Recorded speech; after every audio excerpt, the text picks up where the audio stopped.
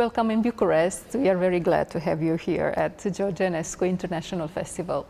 I've started a few months ago this project called the Podcast of George Enescu Festival and Romanian National TV, but I got inspired from the TED Talks, where people come and share their own experience with the audience. So I want to do somehow the same today, because I really know that the audience that will look at this interview will like to know about how tough is the life of an artist, because we always look at you and as a public and I don't know, expect the best from you every time, but you are also human beings and you have your problems, your perhaps not very good days, but you always have to appear on stage very luminous and bright, so you can share with the public all these feelings from a piece of work or something like this. And I want you to share with us how important is the psychological state of mind, how important is to get yourself prepared for a concert or for a recital. Actually, I mean, I wouldn't say that my life is tough. I would say it's intense. I think that there are people who have much tougher lives, and I don't look at my singing or at my career or at my profession as work. It's not work. Actually, the part of being on stage is the fun part. You're right, the preparation before, that's what makes it demanding and intense. And I find that discipline really helps, and routine really helps, because of course we go on stage, we don't just sing with these two vocal cords. That's the easy part. It's all the mental preparation, dealing with all the other things around that one needs to take into account. So time management is really important. I find that planning in advance as much as possible is really helpful in reducing stress. Now, of course, there are last minute, you know, flight cancelled, or you get sick, or you know, your child gets sick, or you get a phone call a few minutes before the performance with bad news.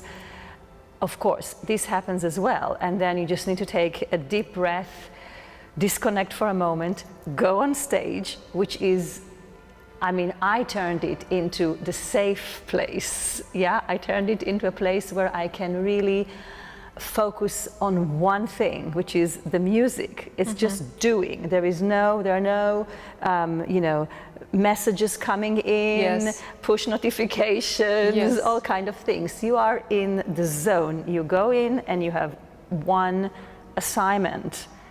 Breathe for a singer. Take a good breath, express what you have to do.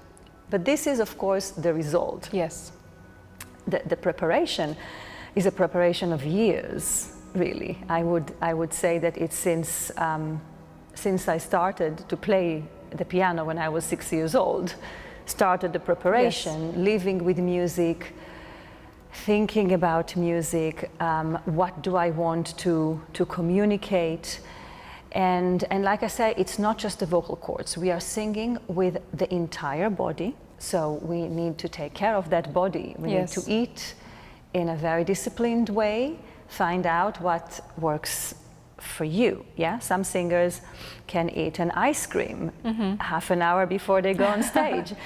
I can't do it, you know. I need to, you know, eat a banana maybe, you know. So you need to know what works for you in terms of food, in terms of your exercises. You know, I start every morning with yoga. I just need to do it. You know, even if I have an early flight, I wake up half an hour earlier and I have my regiment. And that's how I can breathe. You know, if I don't do it, I feel that my breath is really shallow that day. And then, if I have time, I also do some breathing exercises, which are wonderful. So, of course, I had to convince myself that these breathing exercises are not a chore, but are something that is really good for my voice. It's really, it keeps you young. Oxygen keeps the face young. You know, it's beauty tips. So I recommend every woman to do it. Yes. And it also relaxes you. Yeah.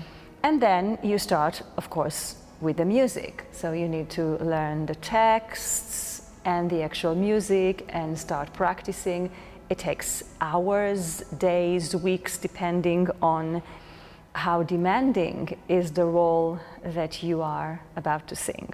Yes, yeah. Yeah. I'm asking you all these questions because I'm thinking about young singers that want to become something in their lives, and perhaps they're watching this interview and they want to know how to do this, because it's very much pressure for the young musicians. Every time go to a concert or maybe a competition, and you have to be the best and you have to do the best of you, but we don't pay attention to our state of mind and our body, and this is something that you can see on stage when they are not well prepared. Yeah. Training the mind is probably the hardest thing, and this is something that also athletes say. It's not just singers, yeah? The problem with the mind is a muscle which is constantly working, but not necessarily the right way, because if we feed the mind with bad thoughts or you know, or bad feelings, the mind is exercising the wrong muscle. Yeah. So therefore we need to also make sure to find time to exercise the right muscles of the mind. So surround yourself with beautiful things, surround yourselves with positive people, read a book, don't just read social media. I understand young people, also older people, we are addicted to social media. We love reading social media. Okay, then on social media choose to read the good news, not the bad news. Yes. Yeah. And I find before I go to sleep, I have to read a book. I find that any kind of screen is just not, you know, I sleep much better if I don't watch TV, I don't watch the news. You know, anyway, you hear about the news. What you need to know, you know. True. Yeah. And most of the things, as a young person, as a young singer, you cannot change the world, you know. Yeah. So I'm not saying that you shouldn't be informed. You should be informed, and you should try to influence people around you. Do good things. You can join benefits. You know, there are a lot of foundations that are looking for people to sing for them. Spend time with children, spend time with your grandparents. These are the people to spend time with. Yes, and get the energy from, Yes. And I also read, I find that reading really helps me. Reading books, novels about, you can read about serious topics, or you can read, you know, krimis, like about detectives, whatever. But anything which gets the mind to rest from the daily chores. Now, the chores has to be done, you know, you have to do your taxes at some point, right? Yeah.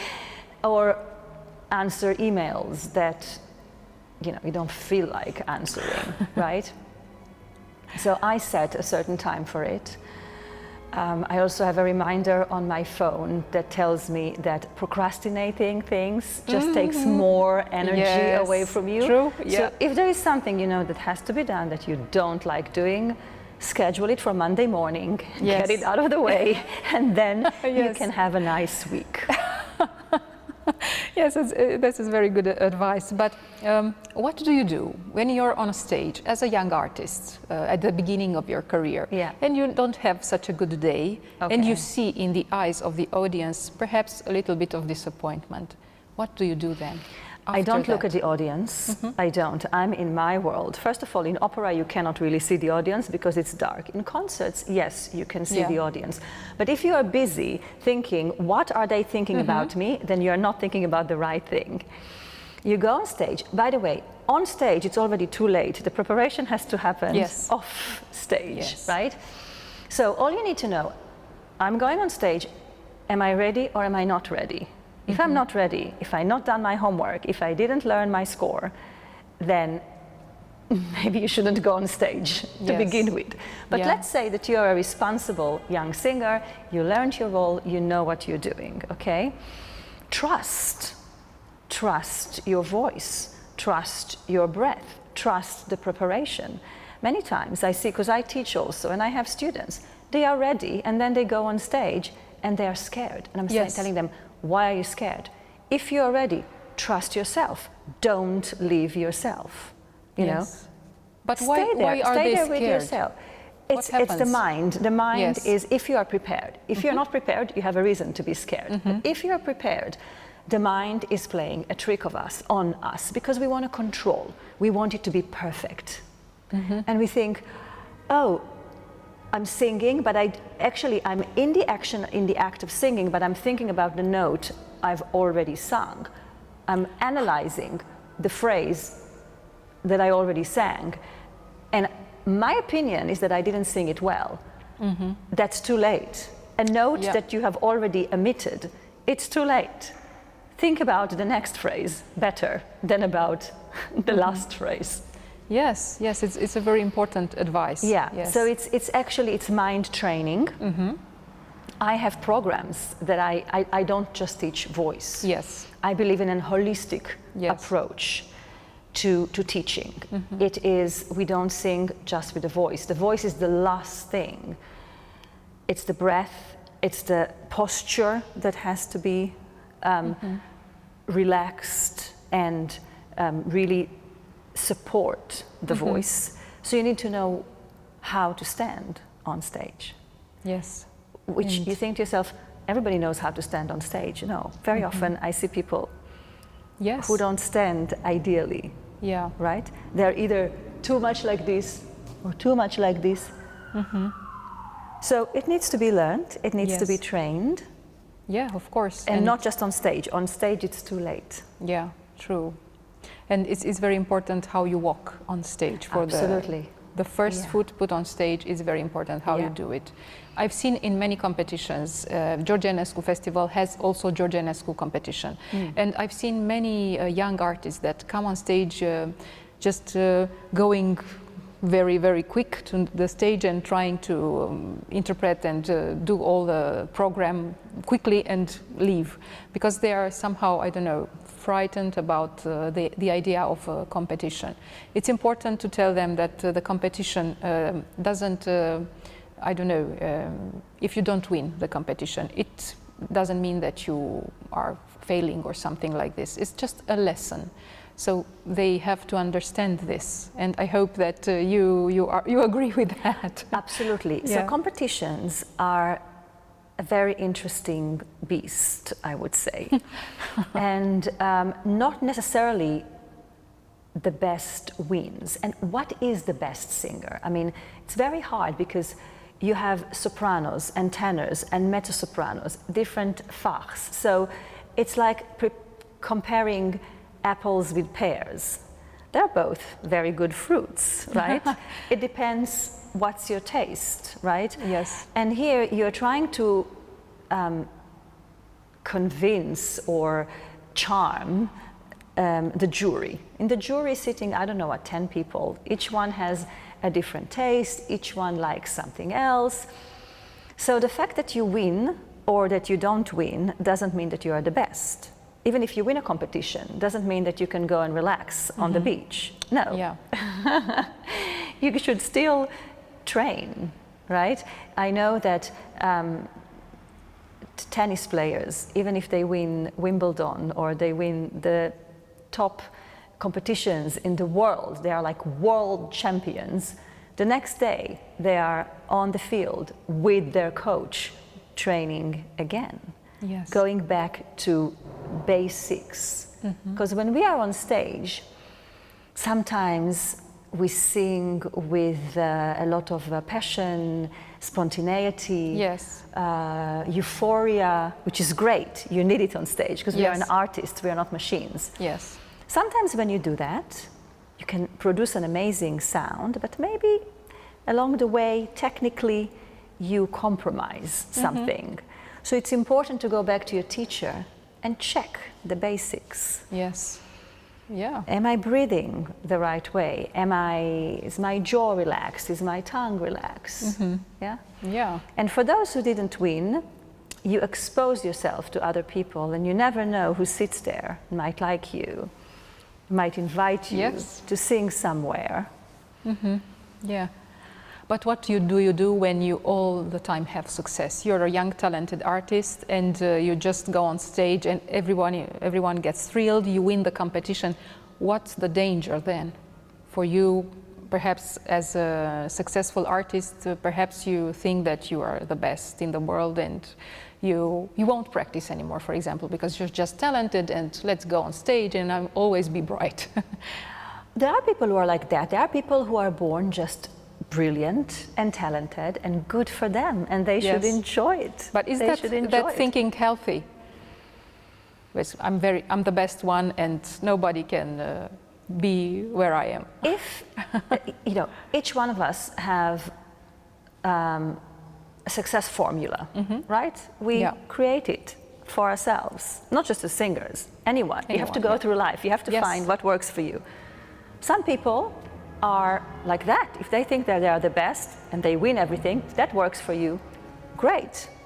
I would say the danger is that then you might be offered certain roles too early. You might be offered too many concerts a year. So yes, you need to pace yourself. Yes. But the thing about the voice, it's a miracle really how you sing. And some people are more robust than others. Yes. Some people can sing 100 performances a year, don't get tired. Others get tired if they sing 30. Yeah. So it really is very individual, and the best advice I ever got from someone is don't look up at those who are more successful than you. Don't look down at those who are less successful than you. Look inside. Who are you? What do you want? What does your body need? Yeah. Now, sometimes I make mistakes. I made a lot of mistakes in my life, bad planning. I plan a certain month, and there are too many flights. It's in the middle of the winter. Difficult roles. You get sick. You have to cancel. Yeah. So the singers have that problem as well. Or you get vocally tired, or you get mentally tired. So happened to me, happens to every singer. I don't know a single singer who didn't have sort of a bad month, or I don't like the word crisis. It sounds too big, but and then it's the body telling you, stop, take a break. Yes. Yeah. So no danger with that. I think the body gives us signals. Yes. The question is, are we aware of these signals, and we stop early enough before we caused damage? Yeah, true. Yeah. So the need is about to be self-disciplined, to be very organized, and to work, of course, also with your body, to be very curious about other things in life. Absolutely, so important. I think that not to try to imitate somebody else's career. Sometimes we look at a person who is at the top and we see, okay, they did this competition, this opera studio, they had fest here and there, and that's how they made it, and I'm going to do the same thing. Yeah, you can do that, but you can also find your own way, invent your own career. Find out a project that makes you that you're really passionate about. Do the research, record a CD. Find partners, people that you love performing with. So it can be chamber music, it can be orchestra, it can be, I don't know, a crossover project, whatever. Find your own niche. Create your own brand, so to say. Yeah. This is also planning. It's part of planning. Planning is planning your schedule, but also what kind of career you want to have. Not everybody is destined to sing Traviata at the Metropolitan Opera. Yes. Yeah? There are different voices, different characters, different people. Find out what you're passionate about and what your voice can do best. You know, because I can be passionate about a lot of things which I can't do. Yeah. But it's also okay when you're young to make mistakes. Of course. I've done a lot of mistakes. And I think, of course, when I had a crisis, I was devastated. This is a big drama, because we are singers. We make a big drama of everything. But looking back at it a few years later, I actually understand that there was a lesson there. Yeah. Somebody wanted to teach me a lesson. And the mistake would be if I ignore that. But if I take that into account and say, okay, next time we make another choice, then it wasn't a mistake, it was a lesson. Yes. Wonderful answers. And thank you very much for being here. My pleasure. Yes, thank you.